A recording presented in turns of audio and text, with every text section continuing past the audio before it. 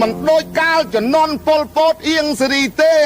យើងលំបាកជាងគេក្នុងកម្ពុជាយើងវេទនាទាំងប្រុសទាំងស្រីបាយបបរសម្លគល់ជែកអ្នកណាហ៊ានស្រែកត្រូវតែកខ្លីអេ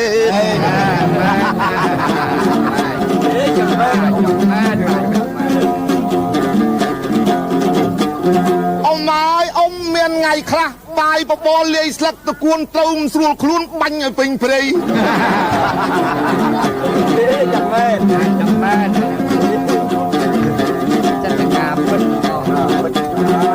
ឆ្នាំ 8 ខែ 20 ថ្ងៃអពតចង្រៃវ័យប្រជាជនអស់ជាង 3 លាននាក់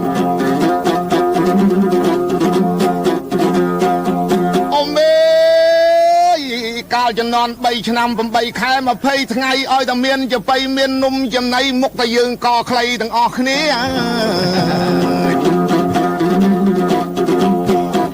យើងរស់នៅក្នុងរបបវាវេទនាទាំងតាទាំងយាយយាយពីកុមារមិនដែលបានចូលទៅរៀនសាលាហើយគ្នាគ្មានអាវគ្នាគ្មានខោគេប្រោយគ្នាវាយក្តោឲ្យរាល់ថ្ងៃអេ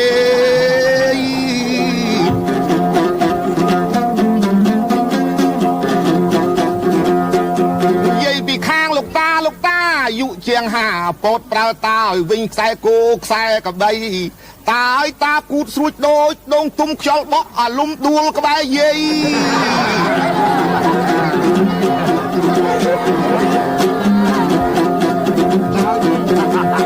មើលភ្នែកតាឡើងខៀវថ្លាតដូចភ្នែកតកែនៅរនអាស័យ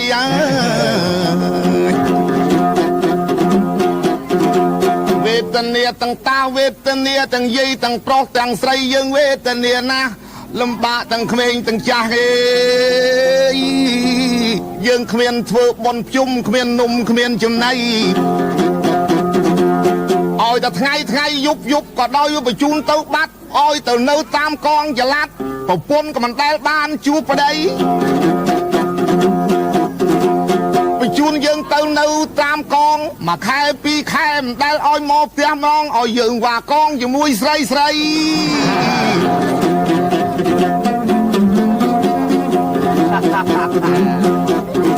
មានបងប្អូនខ្លះនឹកផ្ទះខ្លាំងពេកសុំគេមកលេងផ្ទះមួយយប់មួយថ្ងៃ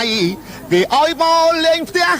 អនោះអមមណាស់ចេញផុតពីគេមិត្តកាត់ព្រៃនឹកចិត្តតែអញឲ្យតែដល់ផ្ទះអងែកនឹងអញលេ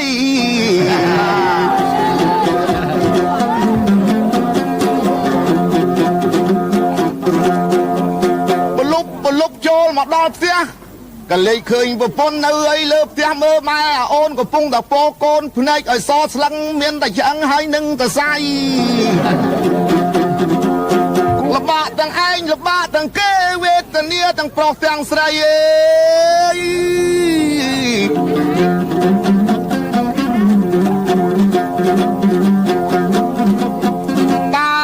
តា3 ឆ្នាំ 8 ខែ 20 ថ្ងៃអត់បាយទេមានតែបបរហើយមកវែកសទឹកលីងលងណៃចម្លមួយឆ្នាំងបងបលប្រងទឹកលីងលងគ្មានកងត្រី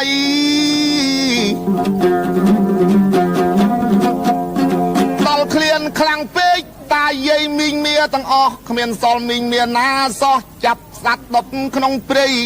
សត្វតូចសត្វធំចាប់ដុតស៊ីធ្វើជាចំណៃកែបកាត់កែបអាយគោទៅហ៊ានលោតធ្លោត្រូវតែអាយុខ្លីហើយ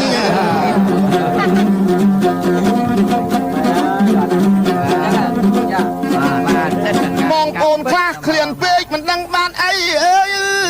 យប្រត់ក្បីដុតហូបដែរអើយ